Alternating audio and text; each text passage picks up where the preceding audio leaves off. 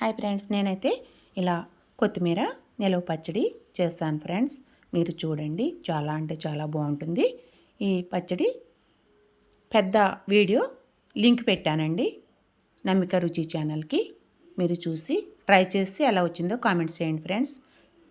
నా వీడియో నచ్చిందంటే సబ్స్క్రైబ్ చేయండి, లైక్ చేయండి, పక్కనే ఉన్న గంట సింబల్ క్లిక్ చేయండి. చాలా అంటే చాలా బాగుంటుంది. పెద్ద వీడియో చూస్తేనే కానీ అర్థమవుదు. ఓకే ఫ్రెండ్స్, చూడండి, ట్రై చేయండి, ఎలా వచ్చిందో కామెంట్స్ చేయండి. చాలా అంటే చాలా బాగుంటుంది.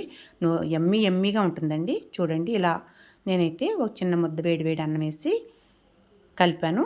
వేడివేడి అన్నంలో నెయ్యి వేసుకుని తింటే చాలా బాగుంటుందండి. వేరే కర్రీ అవసరం ఉండదు, ఇంకా అంత బాగుంటుంది. 2-3 నెలల వరకు నిల్వ ఉంటుంది ఈ పచ్చడి అయితే.